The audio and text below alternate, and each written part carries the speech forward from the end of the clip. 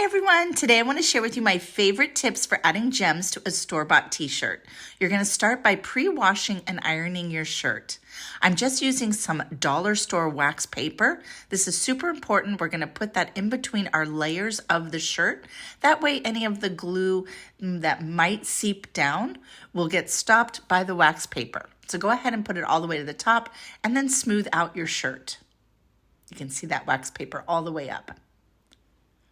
Now I like to use a paper plate. I pull out my gems onto a paper plate, and my favorite glue for this is Gem Tack.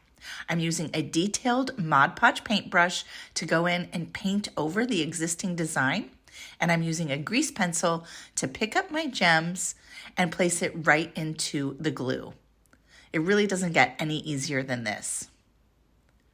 I use different areas of the printed design and I highlight it with either coordinated gems or a selection of all these different types of colors.